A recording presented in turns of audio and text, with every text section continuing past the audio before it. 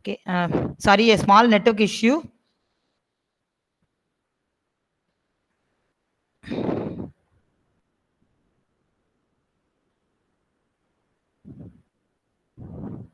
Can you view the presentation now?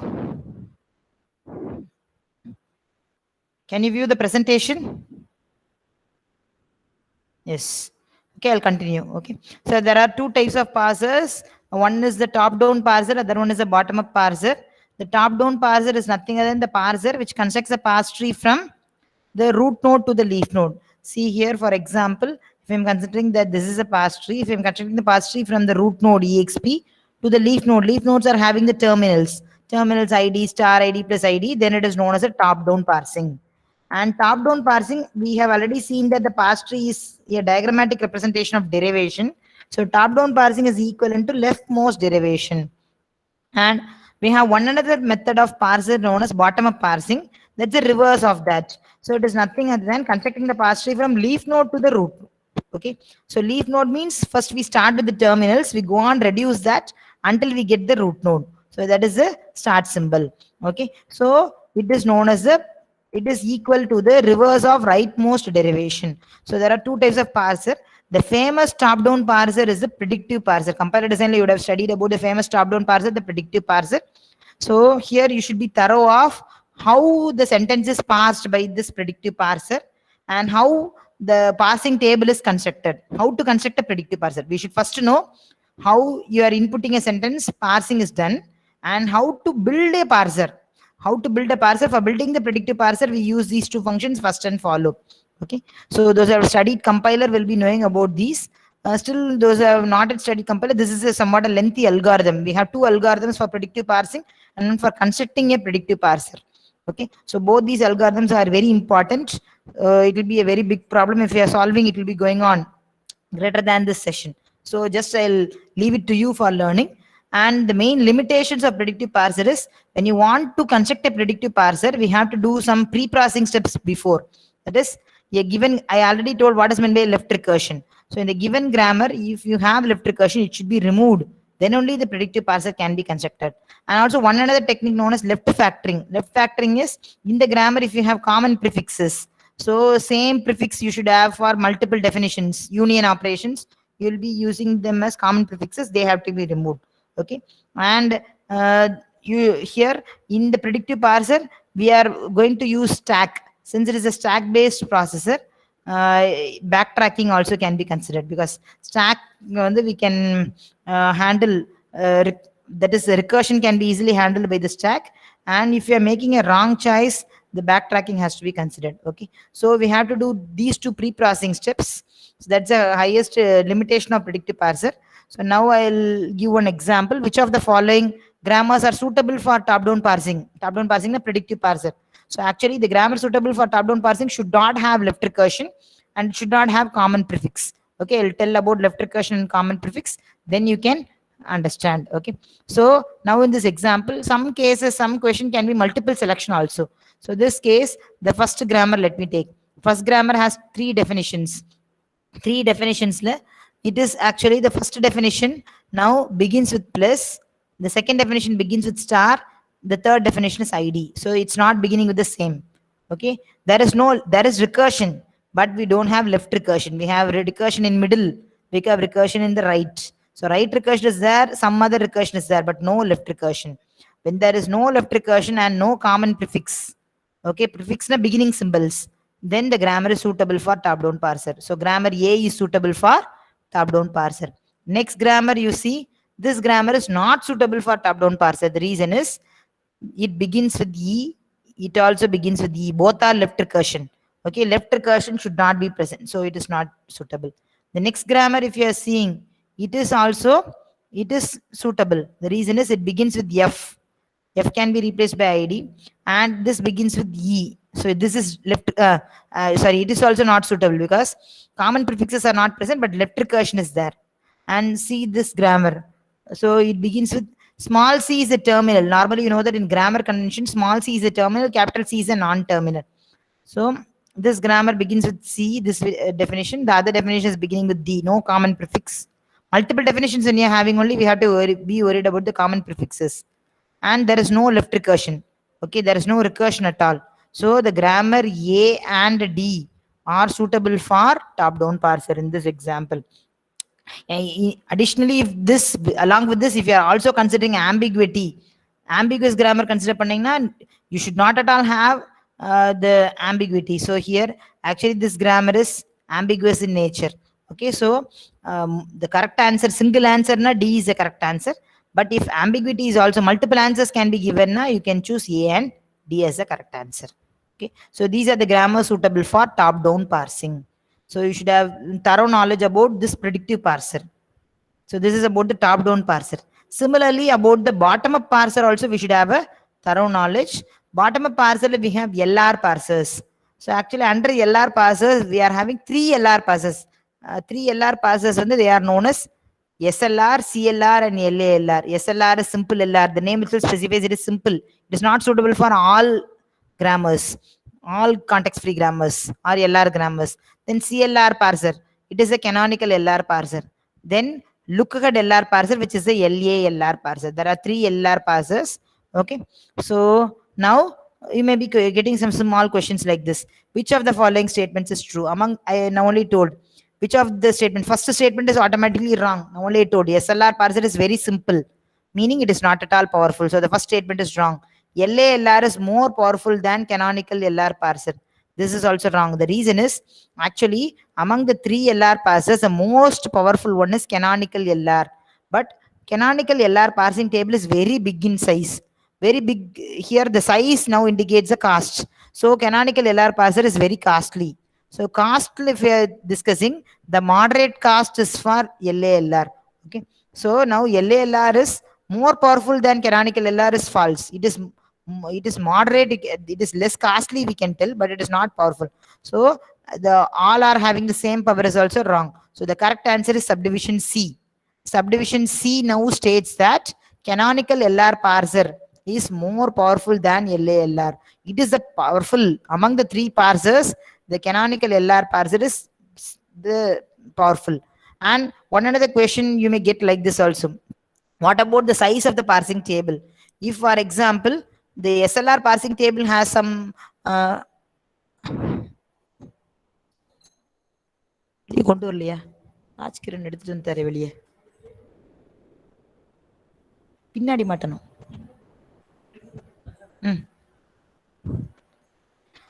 so the simple LR parser, okay, simple LR parser, if it is having some n rows, for example 100 rows, then the canonical LR parser will be having thousands rows. Okay, but look at LR parser will be more or less similar to the size of SLR parser. So size wise, if I'm thinking of SLR parser and look at LR parser, LALR parser of same, but canonical LR parser only is very costly. It is very, very big in size. Okay, such things also you have to know about the parser. Here again, in the bottom of parser, the parsing algorithm is common for all the three LR parsers. All the three parsers uses the same algorithm for parsing sentences, but parsing table construction ki SLR we have a different method. CLR parsing construction is we have a different method. LALR parsing construction we have a different method. All these four algorithms you should be thorough with. Okay. So one more question. This is a question related with the CLR parser. Okay, CLR parser only uses LR1 item. Okay, I'll make this as a full screen, otherwise it will not be more visible. Okay, see here now we are having two set of LR1 items. LR1 items meaning the given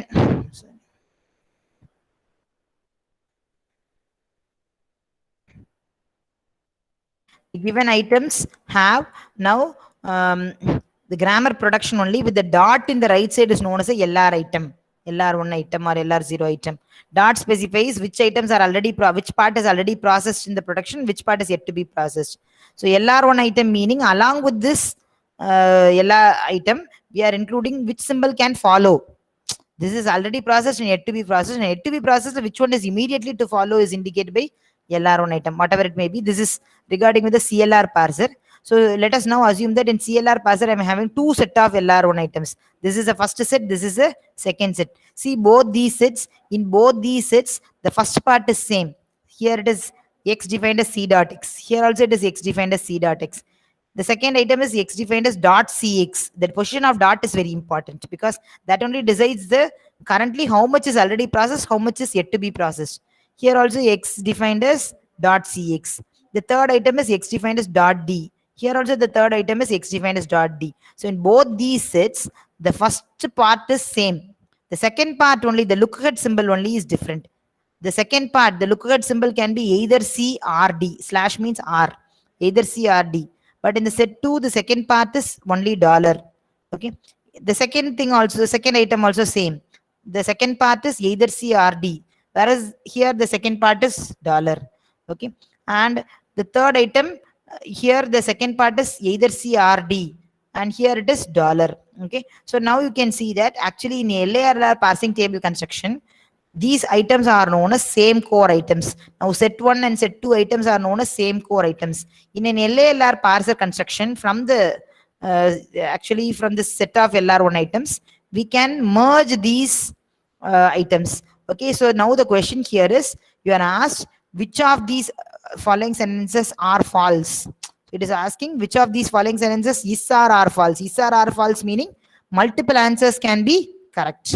Okay, the first choice specifies these two sets cannot be merged at all. The second information specifies they can be merged together but will result in a SR conflict. SR is shift reduce conflict. Shift action and a reduce action can be done simultaneously. The third is we can merge them but it will result in a reduce conflict.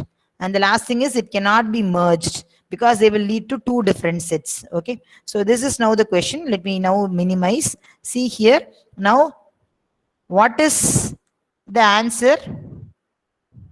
Which is the answer?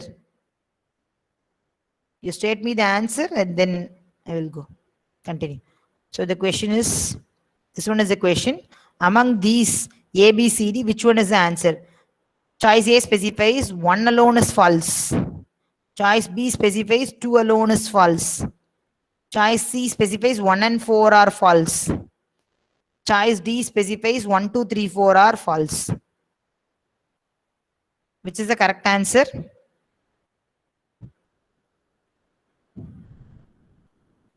The correct answer is choice D is the correct answer. Why it is choice D now? See here.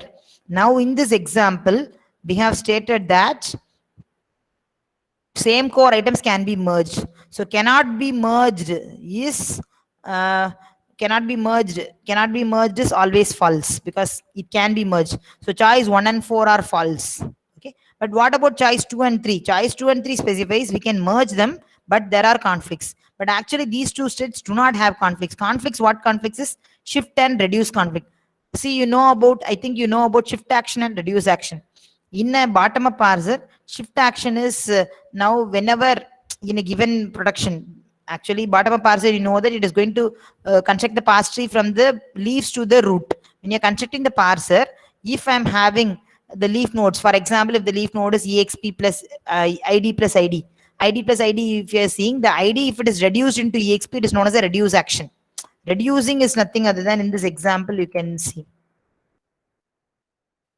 Here, when I'm having the parse tree constructed from the leaf to the root, it is bottom-up parsing. Here you can see that first ID is placed.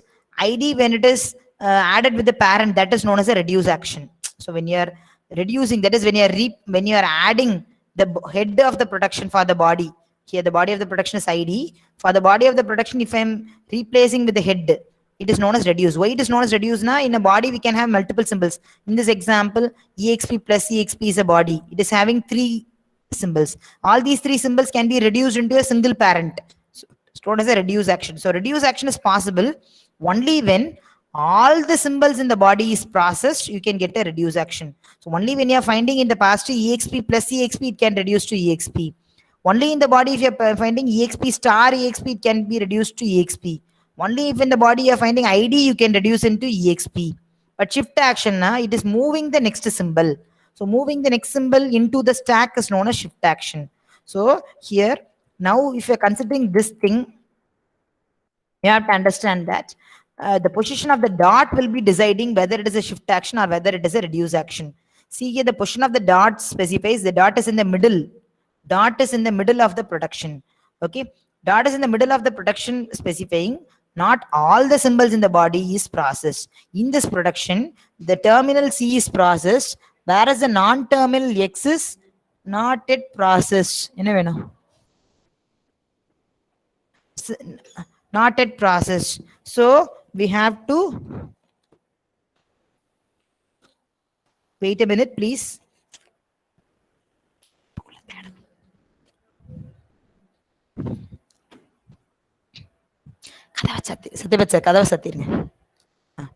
So the possibility of reduce action is available only when the dot has indicated all the symbols in the body of process, or in other words, the dot is in the right corner of the production. That is, the dot is like that, X defined as CX dot, X defined as D dot.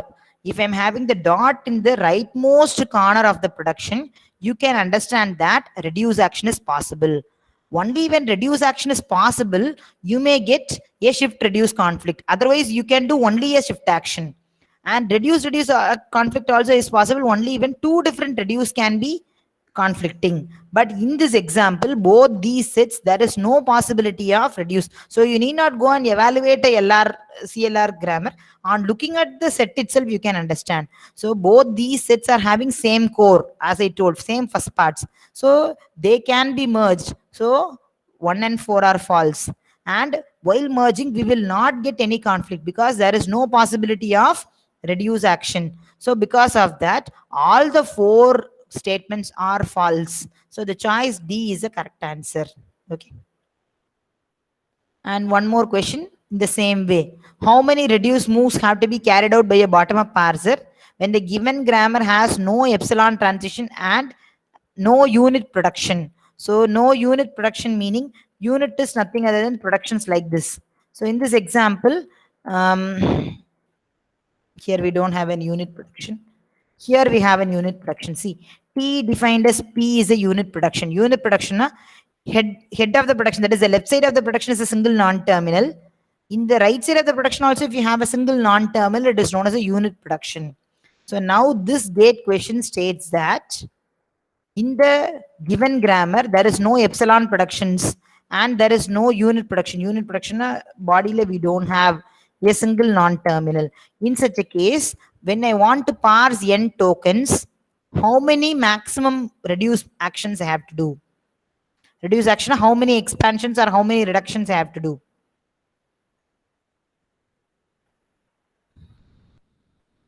See, in each and every step, we can reduce only one non-terminal. Okay.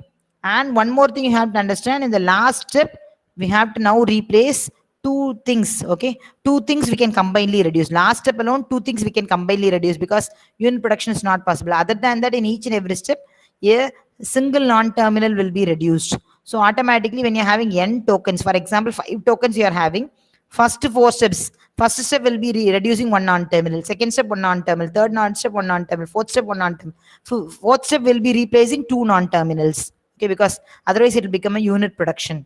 So when I'm having a sentence with n tokens, the maximum number of reduced moves will be n minus 1. This, if you are working out with an example itself, we can understand. You can take an example grammar without unit production, without epsilon productions, and take a sentence with the sample 5 length, 5 terminals or 5 symbols. Then you can check how many moves you require maximum. Okay, just you can work out with the example. We need not take a valid grammar. Then you can find out how many maximum moves you are reducing. So such type of moves related questions you may get in the LR parsers. So LR parsers and predictive parsers are very important. And in the compiler itself, this parsing topic is very, very important. Okay, full and full having many algorithms. Sometimes single small gate question it will be present, but you have to evaluate the parsing algorithm and give the answer. So you should be thorough with the 4 parser algorithms. That is predictive parser and the 3 LR parser algorithms you should be thorough with. Then only you can solve the questions related to the syntax analysis. Okay. Next topic is the syntax directed translation. So the syntax directed translation is going to do the task of semantic analysis mainly and translating the whatever constructs. For example, if you have programming language, will be having assignment statements, control statements, likewise. These are known as the constructs.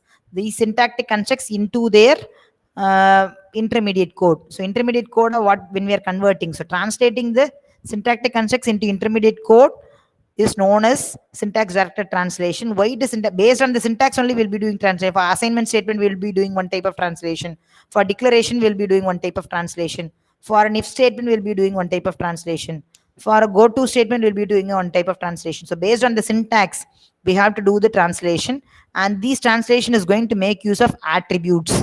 So attributes, no, you know that they are properties. So here properties are nothing other than the properties are attributes attached to the grammar symbol. Grammar will be having syntax will be denoting grammar with using non-terminals and terminals. So actually grammar symbol is denoted by capital X if I'm considering.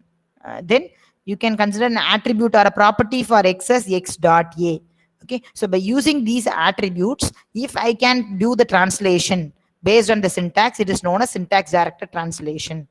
Okay. So actually mostly you can have to grammar symbol can be either terminals or non-terminals.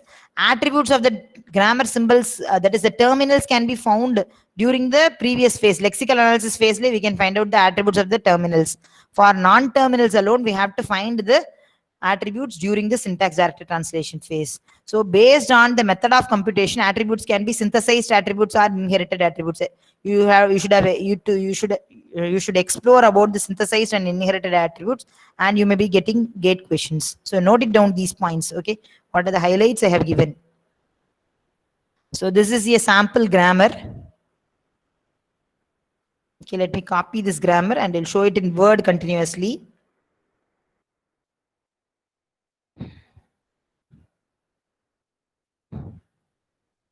Okay, this is a sample grammar. Let me somewhat reduce size.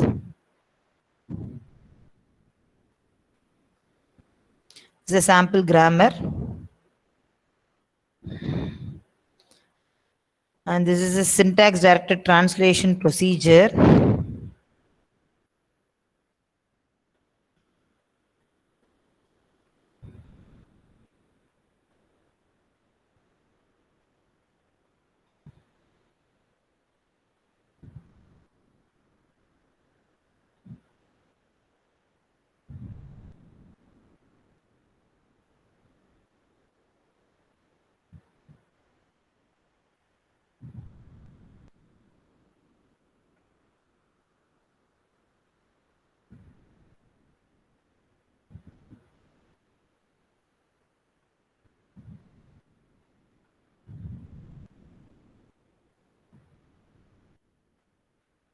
Wait a minute.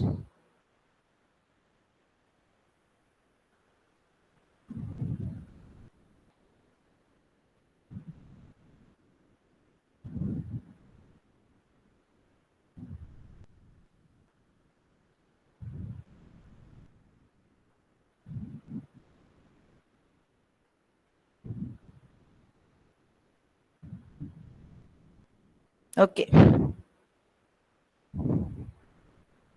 I thought of showing both simultaneously.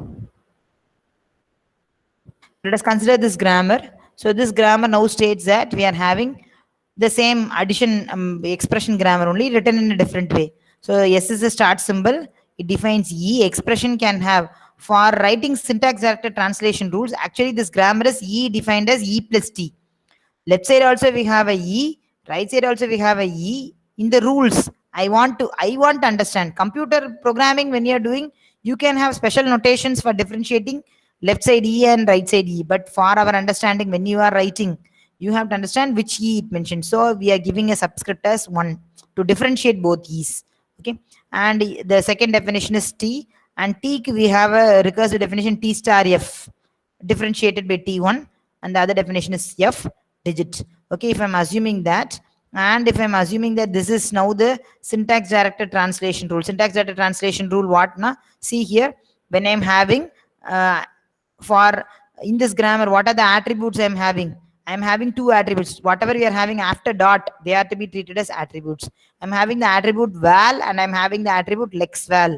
See here, why it is attribute lexval, meaning Out of these attributes, lexval alone is mapped with the terminal digit. As I already told, digit is terminals val will be computed during the lexical analysis phase itself. Lexval is nothing other than the value of the terminal digit. If the digit is 10 value is 10, yeah, that is a lexval. And for non-terminal, we are having the attribute val. So for which all non-terminals in this grammar, actually I'm having 4 non-terminals: S, E, T, F. All that in the left side are non-terminals, but we have val attribute only for 3 non-terminals: E, T, and F. E dot val, T dot val, F dot val. Yes, we don't have a val attribute. So totally we are having two uh, attributes: val attribute and lexval attribute. Lexval attribute is for the terminal digit, and val attribute is for the non-terminals E, T, and F. Okay, so now mostly questions you will be getting related with doing the syntax directed translation. Syntax directed translation can be easily worked out. These are simple syntax, some actions that has to be done. That is, when we encounter the syntax, what action should be done during the syntax directed translation phase. So this can be described simply. Normally, when you want to specify the syntax for a sentence, we use the parse tree. So in the parse tree itself, if I am specifying, let me show this. In the parse tree itself, if I'm showing the attributes also, normally you know that the parse tree for the sentence 4 star 5 plus 6, 4 is a digit. Sorry, 4 is a digit. Page up. 4 is a digit, star is a operator, 5 is a digit, plus is a operator, 6 is a digit. So now how will we get now the parse tree? Parse tree, the leaf node, the first leaf node will be digit. Digit will be reduced to F. F will be reduced to T. And then star. Then we have another word digit. Digit is reduced into F.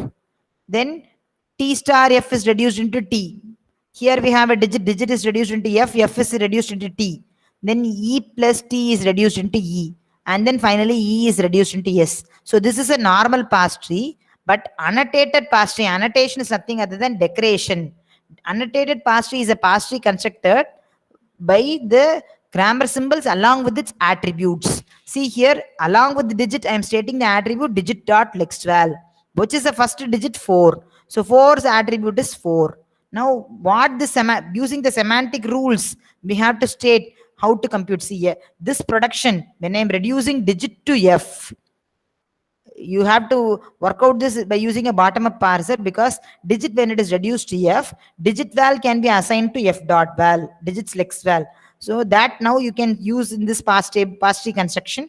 Digit dot lex val is 4. When we are reducing digit to F val, this 4 digit dot lex val is assigned to F dot val.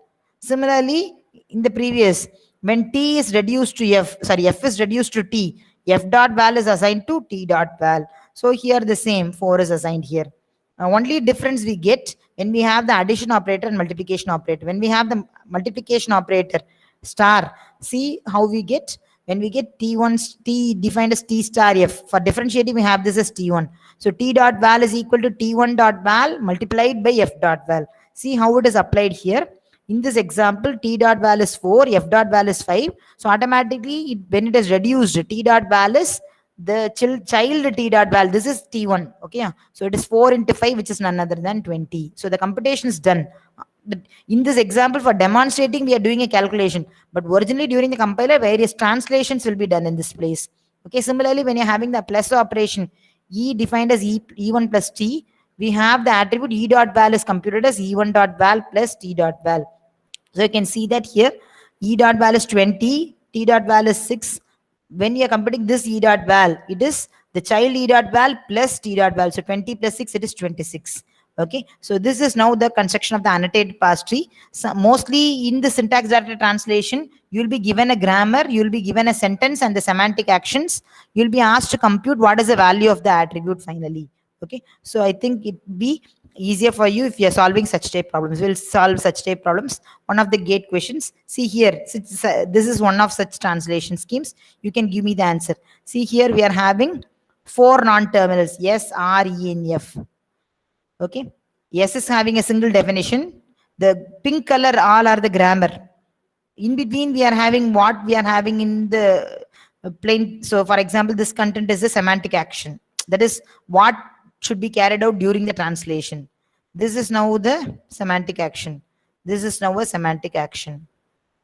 So now let me assume that ID here, ID is a token and ID dot value represents its integer value. Here it's given itself. So now I am giving the sentence 2 star 3 plus 4. What will be the translation scheme? Translation scheme's output. So in this case, you can construct a annotated parse tree or you can verify what it will be doing. So here see, instead of calculation, we are printing. Okay. So 2 star 3 plus 4. 2 means now here a ID.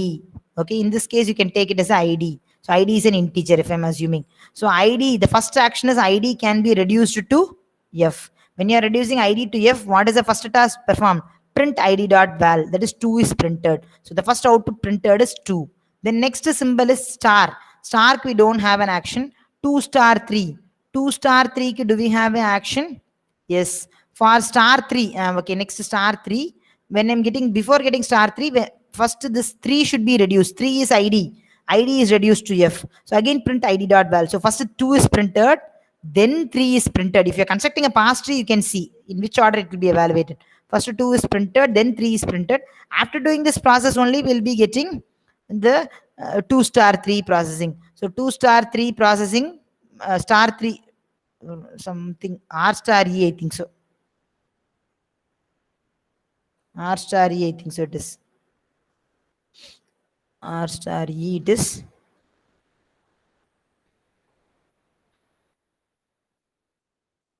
So R star E will be giving you print star. So when you're pressing 2 star 3 only, you'll be getting star. But here, sorry. Now, star is present closer to the start symbol. So you can understand that star is least precedence compared to plus. So plus is evaluated first. Parse tree construct பண்ணீங்கன்னா இது வந்து கிளியரா தெரியும். Parse tree construct பண்ணீங்கன்னா ID வந்து reef நோடுக்கு பக்கத்துல இருக்கும். அதுக்கு மேல வந்து பிளஸ் ஆபரேட்டர் இருக்கும். ரூட் நோடுக்கு பக்கத்துல தான் வந்து ஸ்டார் ஆபரேட்டர் இருக்கும். ஸோ எவாலுவேட் ஆகும்போது ஐடி எல்லாம் ஃபர்ஸ்ட் எவாலுவேட் ஆயிரும். அடுத்துதான் பிளஸ் எவாலுவேட் ஆகும். அதுக்கப்புறம் ஸ்டார் எவாலுவேட் ஆகும். ஸோ ஐடி ஃபர்ஸ்ட் எவாலுவேட் ஆகும்போது 2 3 எவாலுவேட் ஆகும். அப்போ 2 3 2 பிரிண்ட் ஆயிரும், 3 பிரிண்ட் ஆயிரும். ஆனா 2 ஸ்டார் 3 எவாலுவேட் ஆகாது, ஏன்னா பிளஸ் இருக்கு. ஸோ அதனால அடுத்து 4 எவாலுவேட் ஆகும். 4 எவாலுவேட் ஆகும்போது 4, அடுத்து plus operator. So plus operator evaluate you'll be getting 2 3 plus and then star. So the answer is D. The answer is D is the correct answer, because this now grammar is an unambiguous grammar. Precedence states that star is less precedence compared to plus. So அதனால expression evaluate பண்ணும்போது வந்து அந்த attribute compute பண்ணும்போது நீங்க pass tree construct பண்ணிக்கோங்க first. அதுக்கப்புறம் அந்த attribute கம்ப்யூட்டேஷனை leaf node la perform பண்ணிட்டே போணும். Then you will be getting the answer. Mostly such questions only you will be getting. Actually the attributes involved here are known as synthesized attributes. ஏன் இது synthesized attributes னு பாத்தீங்கன்னா இந்த example வச்சு explain பண்றேன். So this is now a synthesis. Here in this example, val is a synthesized attribute. How val is a synthesized attribute? Here see, E is having val attribute, T is having val attribute. How val attribute of computed? If in this given production I am considering E is a parent, its children are E1 plus and T. So if a given node's attribute is computed from its children's attribute, the attribute is known as a synthesized attribute. So val attribute is now a synthesized attribute. Look at here. Here also, E dot val is computed from T dot val from its children. T dot val is computed from both of its children. T dot val is computed from the children F. Okay. And so if the attribute is computed from its children's attribute, it is a synthesized attribute. Mostly when you are involving synthesized attribute, you have to do the parse tree construction from bottom to top. Okay, bottom up parsing. One another example for the same case. Here in computation is done. See, consider the grammar with the following translation rules. E is a start symbol. So E1 it's for differentiating purpose. For E1 hash T. Hash operator we have to do multiplication. Instead we have to copy. Then ampersand operator we have to do addition. And this grammar now states that which operator is more precedence, which operator is least precedence. Grammar la the operators we have are hash and ampersand. In the calculation only we having star and plus. So the operators are hash and ampersand. Among these two operators, hash and ampersand, which one has least precedence? On looking at the grammar itself, we can tell that since the grammar, the operator hash is defined by using the start symbol, it is having the least precedence. Ampersand is having the high precedence. Okay. So now you look at the sentence and compute the expression. So what is the expression now? First 2. See, 2 means it is a number. So what is the calculation first? The number's value is stored in f dot val. Then 2 hash 3. Hash is having least precedence, so it will not be evaluated first. Then 3 is stored. Ampersand only is evaluated first. So 3 ampersand 5. 3 ampersand 5 will be calculating 3 plus 5. So the answer is 8. This expression is 8. And then if you are seeing associativity, now once you are evaluating ampersand, the two adjacent operators are hash. Both hash meaning we should consider the associativity. Associativity, as I already told, left recursion alone present, it is left associative. So now hash is having left recursion alone. So it is left associative. So now you can see the expression evaluation in this hash is evaluated first. So 2 hash, now 3 ampersand 5 is evaluated as 8. 2 hash 8 is 2 into 8, 16. Then 16, and then before evaluating 6, we'll be having the ampersand. So ampersand, when it is evaluating, you'll be getting 16 ampersand 4. Sorry, here we have a mistake. 16 ampersand 4, 6 ampersand. Sorry, it is 6 ampersand 4. 6 ampersand 4 is 6 plus 5, it is what? 10. 10, and finally we have to do the multiplication of 16 into 10. So the answer is 160. So how to evaluate this expression? For that, what you have to do is you have to draw the parse tree for the given sentence using this grammar. The grammar level, you have to understand that this 1 is used for differentiating. This 1 is not the symbol in the grammar. It is just used for differentiating whether in the semantic rules. Semantic rules, we have to differentiate this E and this E. So for that only we use this notation 1. Other than that, based on the syntax parse tree, we have to do the evaluation by constructing an annotated parse tree. Construct an annotated parse tree and you'll be getting the answer. So the answer is C. Okay. So in this way, you'll be getting question in syntax character translation. Mostly you'll be getting question by filling the syntax, the annotated parse tree. Okay. Then next about the runtime environment. So runtime environment, you have to know about the activation trees. When you're calling procedures, when you're returning from procedures, compilers will be creating activation records and pushing them into the stack, pushing them into the memory. Okay. And control stack is nothing other than the activation trees stack like representation. Tree like representation is activation tree. Stack like is represented as control stack. So you should know about the scope of the variable. Scope, now the variables can be of global scope and local scope. And how about the bindings? All these things you should know. And memory, how they are allocated, whether they are allocated stack, whether they are allocated in heap. All these things are dealt in the runtime storage environment. So we'll be getting questions like this. One small question I'll be showing. We have seen there are 3 types of storage allocation. Static allocation. Actually, runtime memory will be having separate area for storing program and separate area for storing data.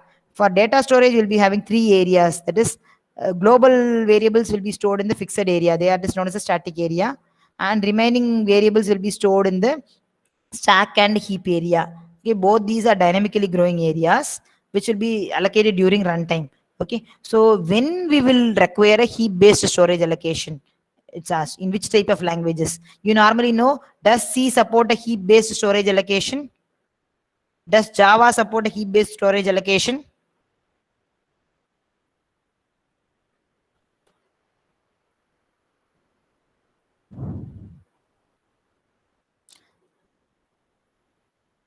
So what will be the correct answer for this question? Those that support recursion. When you want to support recursion, you don't require heap-based storage allocation. We require stack-based storage allocation. Recursion support is stack is a suitable data structure. Those for dynamic scoping. Dynamic store data, dynamic we can use both stack and heap. When we allow dynamic data structures, that is dynamic data structures, dynamically we want to allocate, dynamically we want to deallocate. That is, we want to do runtime garbage collection. Okay. In such a case, which data structure? And for global variables, I already told for global variables, we are going to use the static area. For recursion, we can use the stack allocation. For dynamic scoping, dynamic memory is either stack or heap. For dynamic data structures only, we will be using heap. For doing garbage collection, it will be suitable because stack is last in first out. We cannot clear some area in between. Whereas in heap, the heap manager can clear any area which is not at all used. Okay, so the runtime environment heap allocation is required when we allow. C language both stack support and heap support is provided. You can see that when we are using the functions such as malloc, calloc, realloc, memory allocation functions, dynamic memory allocation functions, will be using the heap storage. Okay, similarly in Java, only heap based allocation, because Java supports automatic garbage collection, so only heap based allocation. That stack based allocation is not supported. Okay, and finally about the intermediate code. Intermediate code can be represented by syntax trees, and parse trees are itself one of the intermediate representation. Hierarchical structure, they specify in which order the program has to be evaluated, whereas three address code, we have a separate abstract form. So three address code can be implemented by three different methods such as quadruples, triples, and indirect triples. See this right side, what I'm having is a three address code. So if I'm giving an input statement as a equal to, sorry, if I'm giving an input statement as a equal to b star minus c plus b star minus c, don't consider the having redundancies. See, in this operator, if I'm assuming that my negation here, minus is unary minus. Unary minus is having the highest precedence, then multiplication, then addition, then equal to. See this, according to the order of evaluation is from the left to right. Check the two consecutive operators. Among the two consecutive operators, equal to and star, which one is more precedence? Star. Right side, check it with the next operator. So star and unary minus, which one is more precedence? Minus. Minus and plus, which one is more precedence? Minus. So the first operator to be done is minus. So that is indicated in three address code as the unary minus is evaluated first and the result is stored in a temporary. And next operation to be carried out is multiply, because once you are evaluated this unary minus, the two consecutive operators are plus and star. Out of star and plus, which one is more precedence? Star. Since it is the left side, it can be evaluated. So B star, the temporary result in the previous, will be giving you the next temporary T2. Temporaries are nothing other than the names generated by the compiler for storing the intermediate results. The other unary minus, next again, between plus and star, star is high precedence. Since it is in the right side, evaluate with the next. Star and minus is high precedence. So minus is the next. Then B star T3. Is the next temporary. Then next the addition, and finally the assignment. See here we are having now 6 three-headed statements. When you are representing that in quadruples, they'll be represented as 4 fields. The 4 fields are the operator, the first parameter or the first operand, the second operand, and the result. Results are temporaries. Only when you are having unary operators, you will be having no second operand. Okay, unary minus is stating the negation operator. Similarly, for assignment operation, one of the operands is T5, no second operand, and the result is A. Okay. So now here you can see this is a 4-field structure for implementing 3 address code. Similarly, we'll be having a 3-field structure, avoiding the triples. Instead of triples, if I'm having the index, if this is the 0th index, the first record is considered as a 0th in the 0th index. Instead of the temporary T1, if I'm using 0 itself, the index itself, it is indicating the first statement. Here, first one is index 0, next one is index 1, next one is index 2. Instead of using T3, we are using index 2. Instead of using the second record and fourth record, if I'm using the indexes 1 and 3, likewise. So triple, we are avoiding one more separate column for result. 3 columns only, or 3 fields only we have. Okay, so the main reason is for reducing the size of the symbol table. Avoid entering the temporaries, because you normally know that in the compilers, the important data structure is a symbol table. So symbol table will be flooded, or more entries will be made. See, a small assignment statement require 5 temporaries. In your program, you will be having many statements. You will be requiring hundreds and hundreds of temporaries, which will increase the size of the symbol table to a very large extent. Okay, so that can be removed by these triples. And one more structure is the indirect triples. So all these 3 structures and the 3 address code is very important. You may be getting a question. So with this one question, I will stop and I will wait for some answers, some queries. Okay, so DAS is the number of temporary variables to generate the 3 address code for the assignment statement. X equal to A star B slash D plus C minus E. So here equal to is the addition, assignment, star is a multiplication, slash is a division, plus is addition, this is a minus subtraction, then is a negation. Okay, how many operators we have? One. Assignment is one operator, multiplication is the second operator, slash is the third operator, addition is the fourth operator, subtraction is the fifth operator, negation is the sixth operator. Okay, so how many temporaries will be requiring? Can anyone of you answer how many temporaries will be requiring?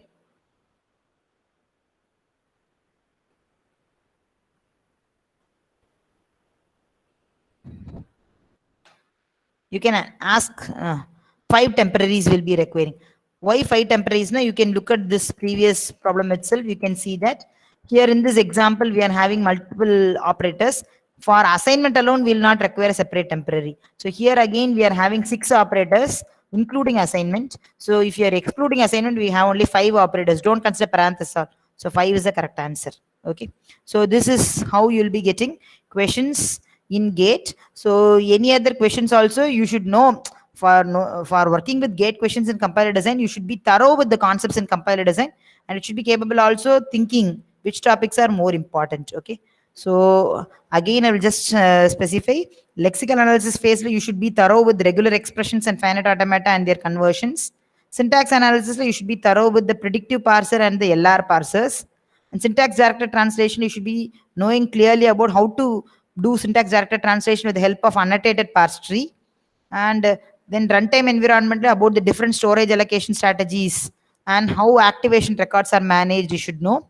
And in the intermediate code generation phase, you should concentrate on the 3 address code calculation. Okay.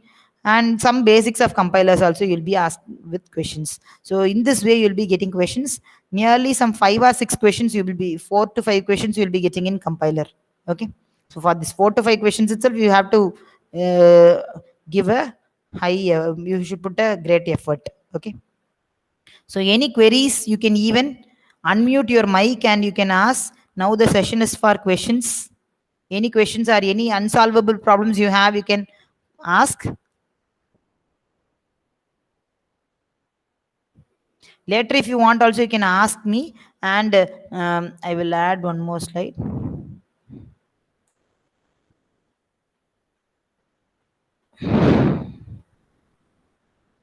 So you can, my mail ID is yes, Vanitha.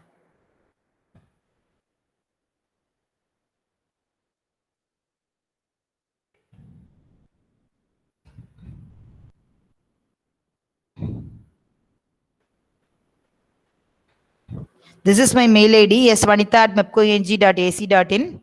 So any doubts, if you want to ask offline also, you can ping me and you can ask. Okay. So now if you want to ask any questions, you can ask.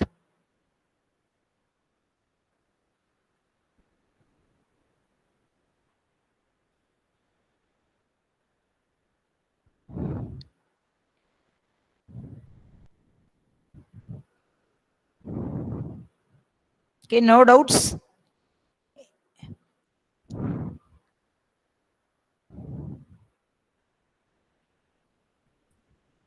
Okay.